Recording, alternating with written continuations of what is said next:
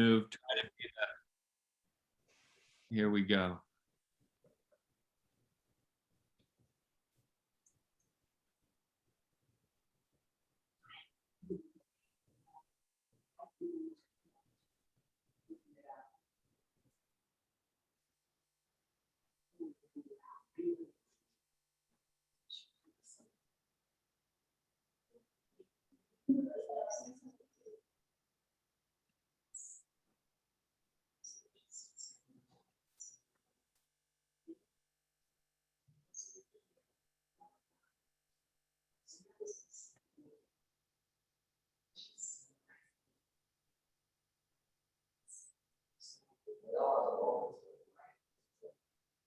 Well, good afternoon, everyone. We're grateful for you to take some time to be with us this afternoon. I'm Derek Miller.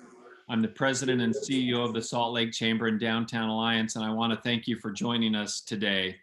We're excited to have Senator Mitt Romney with us to have a conversation about the new bipartisan infrastructure deal that was agreed upon with the Biden administration and announced just yesterday. The bill is projected to include about $1 trillion in infrastructure investment and will provide a much needed upgrade to many of our roads, bridges, schools, and other infrastructure.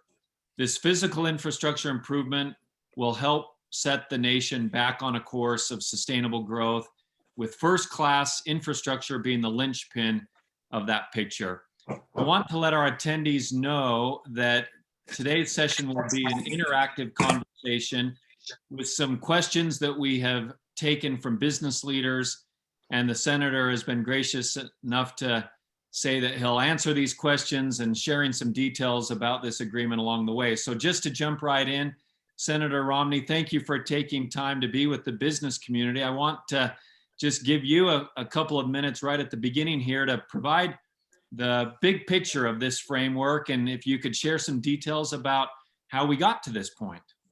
Well, thank you, Derek, and good to be with you and your colleagues. The background you're seeing is not exactly elaborate.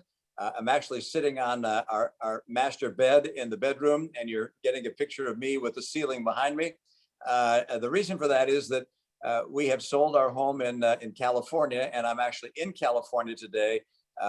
And the movers have cleared everything out except this bed. So I come to you in a very awkward kind of spot, but appreciate your willingness to listen to me despite that reality. Let me tell you just the story here, which is that, as you know, the president, soon after becoming president, indicated that he wanted to spend several $1 trillion on a whole host of things, including what I'll call physical infrastructure, the standard definition of infrastructure, roads and bridges and wiring and rail and so forth.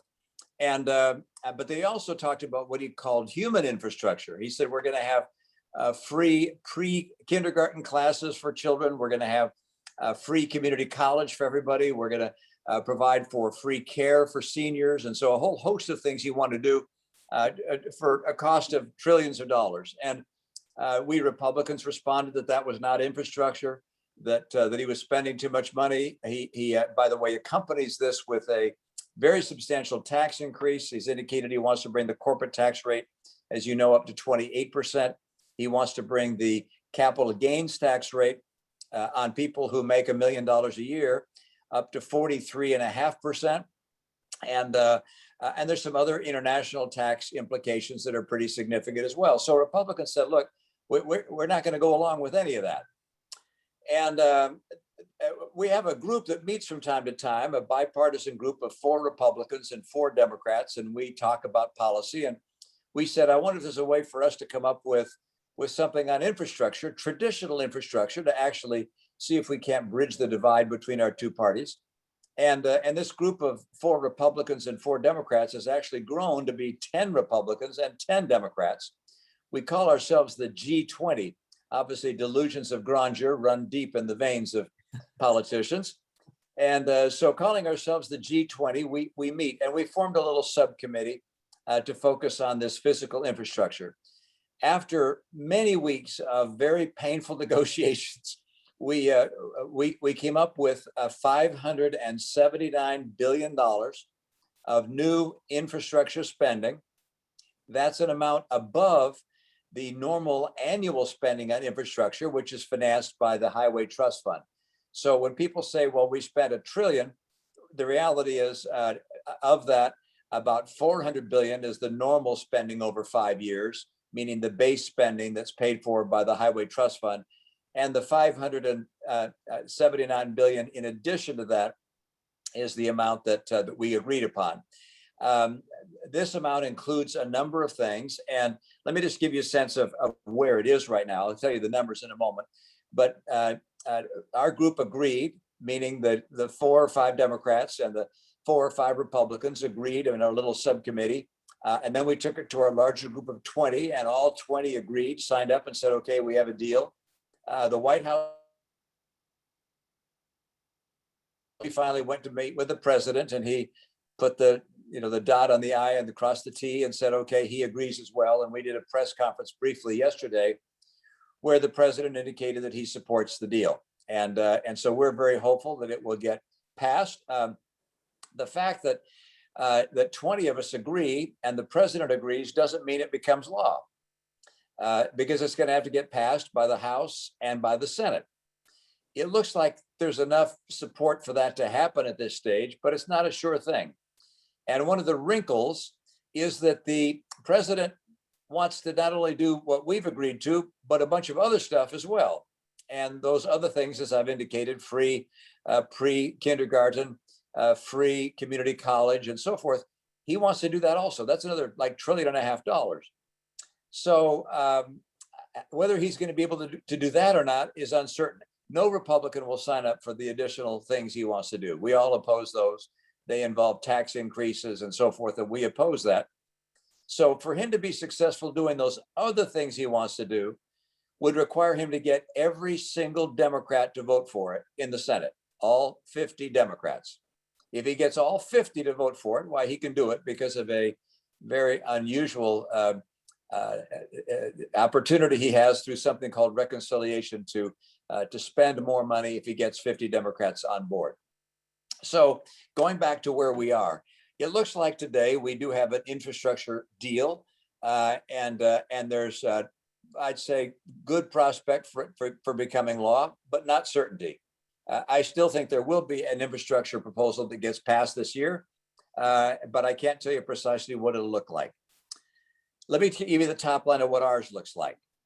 We have, as I said, $579 billion in total of new spending over the next 5 years on traditional infrastructure. Roads, bridges, and major highway projects are $110 billion. Public transit is $48 billion.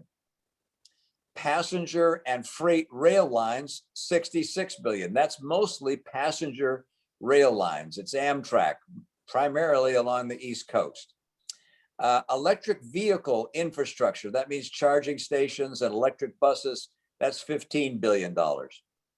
Airport spending, primarily second market airports, $25 billion. Ports and waterways, $16 billion. $47 billion is going into something called resiliency. That's trying to prepare highways that are threatened by rising sea levels from going underwater. It's also designed to help prevent forest fires and other wildfires. So there's funding to try and reduce the threat of wildfires in that $47 billion.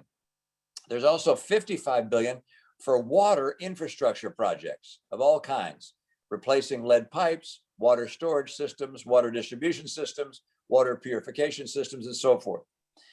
Broadband, going largely to rural areas in our state and across the nation, that happens to be $65 billion. $73 billion goes for power infrastructure. And there's a lot in that term, not only upgrading the grid, but also $5 billion in demonstration projects for nuclear power, $5 billion for hydrogen power, $5 billion for other electric vehicles and systems.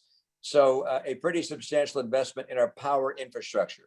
$16 billion is going into remediating abandoned mines and orphaned wells. That gives you a sense of the major categories. There's some others. The good news is this is being paid for without any new taxes. We raised no new taxes on anybody.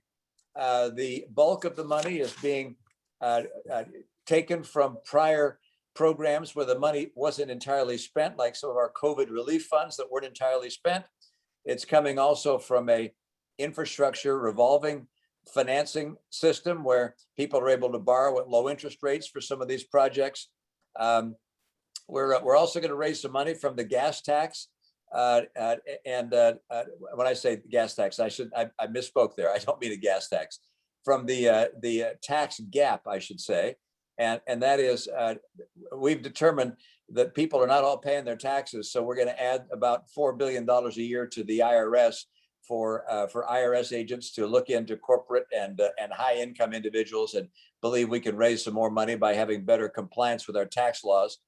So those are the kinds of things that we're focusing on to pay for it. So a long introduction, Derek. I apologize for that, but I think that'll help in terms of responding to some of the questions that our colleagues may have. Well, a great introduction, and thank you for that. Thank you for the framework, as well as for breaking down some of those categories for us. You anticipated the first question that we received was to talk about some of those categories. Let me say, by the way, before we move on to some other questions, thank you for doing this in the middle of a move. So our gratitude only grows. And also, I appreciate you talking about the financing. I do want to ask you a follow-up question on that. And you explained about half of the $1 trillion is coming from the Highway Trust Fund. A little known fact, I used to be counsel for the Transportation and Infrastructure Committee on the House side. And so the Highway Trust Fund is near and dear to my heart. The last time that we did a transportation full-blown reauthorization is when I was there in 2005. And we spent about $300 billion. And I like to tell people back then, that was a lot of money. So, you talked about that and then you also gave us some details about the financing. Glad to hear we're not talking about increasing taxes in order to pay for this, but you did mention financing some of it. It's low interest rates right now, probably a good time to borrow. People, yourself included, are naturally concerned about adding to the national debt. Is that something that we need to be concerned about as far as this spending package goes? I certainly hope not, but we have without question made some assumptions that are hard to know precisely what we'll find. So for instance, adding $4 billion a year to the IRS to improve compliance is estimated by the Congressional Budget Office to generate something like $200 billion of additional revenue over 10 years. We cut that in half and said we're willing to assume it'll generate about $100 billion over 10 years, but we're not willing to say it'll get all 200. And if it gets 50, why then we're going to be a little short. We also have, as I don't have the exact number here in front of me, but I think we have about $60 billion that we plan on recouping from fraudulent unemployment insurance claims. I don't know if you've seen some of the stories, but some of the information we're getting out of states like California that have really looked at this suggests that as much as 1/3 of all the unemployment money that's gone out from the federal government has been fraudulently obtained. And so we are hiring substantial new numbers of Justice Department investigators to go after individuals who have falsely claimed unemployment insurance. And we expect to raise a good deal of money from that effort as well. And so these are the kinds of things we're doing, which we believe, based on the analysis that's been done and the historic work so far, that's going to generate the funding for this additional $579 billion. But we can't be 100% sure until we actually have that experience. And I would note that the financing authority, the revolving financing authority, will be in addition to the 579. So if people want to borrow money to do projects, they'll be able to do so. But the 579 is all paid for. Good to understand. Thank you for that clarification. Let me ask you a question, Senator, about passage. And I'm sure this was part of your conversation from the very beginning. You've put something together that you believe has a good likelihood of passing the House and the Senate. What are you hearing from your Senate colleagues, and what, if any, timeline should we be watching? There was good support yesterday as we took this to the Republican caucus. I would think that we would be able to get 20 or 30 Republican senators, but perhaps more, to vote for this, and a like number of Democrats, in which case it would pass the Senate. And if the president is fully on board, then I would think it would be able to pass the House as well. One of the challenges that's associated with politics is that the president, as I've indicated, wants to do something in addition to this. He has a $1 trillion plus program on schools and education and so forth that he wants to do. And if that gets tied up in this somehow, the politics could really slow things down or stop them altogether.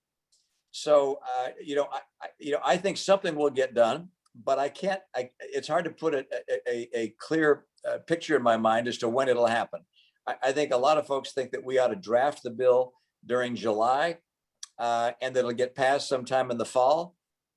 But whether this bill passes or whether something similar to it passes is hard to tell. But I mean, you've been around Washington, you know how the system works. And right now, it's particularly difficult to get things through either chamber, in part because with the Democrats having only a 5-vote majority in the House, any small group of Democrats can block something from going forward.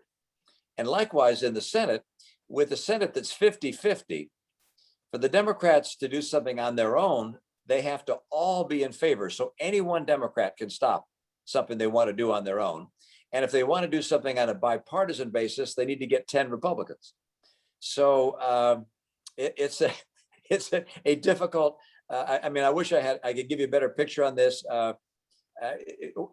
All things in Washington these days are highly political, and I have to tell you that sometimes it's a little disappointing to hear the politics that get bandied about with regards to efforts like this. But I'm pretty proud of the fact that we worked on a bipartisan basis, and we're going to try and get some infrastructure spending in the places that's needed most in our state: the broadband, the electric, the upgrade of our bridges and roads. I think people recognize that'd be a big plus, and I'd like to see our light rail continue to be expanded.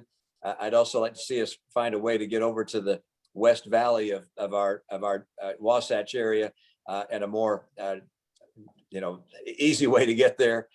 So we're going to try and take advantage of some of these resources to the extent we can. Let me build off of a couple of those things that you mentioned, and let's bring this home to Utah to the extent that's possible. I don't need to tell you that Utah has a booming economy right now. We've got the highest job growth rate. We have the fastest population growth, and we've got one of the lowest unemployment rates. And that comes with its own unique set of challenges. But I always tell people I'd much rather deal with challenges associated with growth and prosperity than challenges associated with decline. But they are challenges nonetheless. And how do you see this, Senator, impacting Utah infrastructure and then significantly to the point continuing this strong economy moving forward? Well, as you know, at this stage, of course, all we're dealing with is various categories of spending, and how that's going to be allocated state by state will be according to the formulas that have been established in the past. This legislation is being written largely by the committees that already exist in public works and the like, the Energy Committee, Public Works, and so the formulas they use to distribute funds to states will be the same formulas that are used for these funds. So, if you will, the base funding for roads and bridges will be done as in the past, and this money will be added to that amount. So we'll have additional funds for major projects, and that's where I think the creativity is going to be required, which is we're going to need to go to the agencies in Washington and say, hey, look, we've got a major project, for instance, to do a better job connecting the West Valley to the rest of our Wasatch Front, or perhaps to connecting other parts of our state, getting traffic eased on I-15. I mean, these kinds of things we're going to have to take and make the case for some of the major project spending that we need, because I frankly believe that our capacity to grow as a state is going to be limited ultimately if we choke ourselves off with traffic. If you get to a point where people just say, look, it's just taking me too long to get to work, you're going to have employers say, we'd love to move to Utah, but and we can find a place to build a building, but people can't get there. And our employees, it's taking them an hour to get from their home to get to a place of work. And so we're going to go somewhere else where the transportation is more facile. So and of course we've got opportunities in Tooele and other places where people are able to come in, but we're going to have to make investments in infrastructure, meaning highways, water, power, and the like, in order to make those viable communities so we can continue our economic growth. Because there's no question, businesses of all kinds want to move to Utah, and I know I'm the outlier in this regard, but I think it's important for us to decide which kind of enterprises we want, and not to accept everybody, but to accept those that have higher wages and don't put more emissions into our polluted Wasatch Front, and don't use too much energy. I mean, so we're going to make some calculations and reach, if you will, with most aggressiveness for those that really add to the economic vitality of our base. I think that's a really important point, Senator. And I don't know that you are the outlier in that. Maybe 10 or so years ago, we would have said, hey, come one, come all. And that doesn't mean that we're not an open and welcoming state today. But I do think we certainly are, with our economy, in a position that we can and need to be more selective. I think particularly as we're doing proactive recruiting, and then especially giving tax incentives, we need to be selective in who we incentivize to come here. So that's the local perspective. Let's take a global perspective for a moment before we conclude here, because I know one of your priorities has been the U.S. maintaining its competitive edge vis-a-vis other countries, and particularly China. I'm sure as you've gone through this process, you've kept that at the forefront of your mind. And do you have any thoughts that you'd share on how this kind of infrastructure bill, or maybe even just infrastructure in general, will help us as a country be able to do that? Yeah, thank you, Derek. That's a really good point. Someone wrote the other day that given the fact that China is on a path to eclipse the United States in the immediate future, and to have a larger economy and a larger military, and to be the geopolitical leader of the world, setting the standards in the world. Given that that's their ambition, every law we pass in Washington should have us stopping and asking ourselves, does this make us more competitive? Does this give us a better chance of maintaining freedom for ourselves and for others that we care about in the world? And I was just lucky enough to have dinner with the ambassador from Taiwan. Obviously, the people of Taiwan have great interest in what the Chinese are saying and thinking. And this ambassador said that the Chinese are communicating in her country and around the world that America can't work, that our political system is broken, that democracy cannot keep up in the modern world with the technological changes we're seeing, and that America is crumbling, that our infrastructure is falling apart.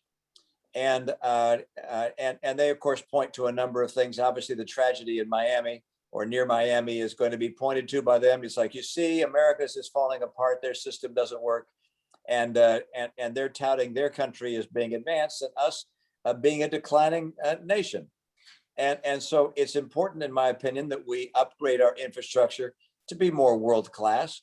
I also believe it's important that in this effort that we've worked on a bipartisan basis, where the president has agreed with the Senate to say, let's get this done together, that also sends a message that says, you know what, America works. Democracy does work. We can get stuff done. And, we don't have to change our system of government to become autocratic or get rid of the filibuster. Our system can work. And so that, I think, is very important. And by the way, we also passed a piece of legislation just 2 weeks ago called the Endless Frontiers Act. That was drafted by a Republican and by a Democrat. And this invests $250 billion over the next 10 years in technology. And it's artificial intelligence, it's communications technology. It's $50 billion of that going to chip manufacturing facilities to make sure that we can manufacture semiconductor chips in this country. Really, the high-tech, the best chips in the world today are not made in the US. They're made in Taiwan and other places. So we're recognizing we've got to become competitive. And all this talk that we can't work with Democrats or whatever, and Republicans can't work with Democrats, and that we need to blow up the filibuster, it's a bunch of baloney. We're able to work together, given the priorities that I think we face. Senator, let me use that as a segue into our last question. We've got just a few minutes left, and then we need to let you go back and put your work gloves on so you can keep loading that U-Haul.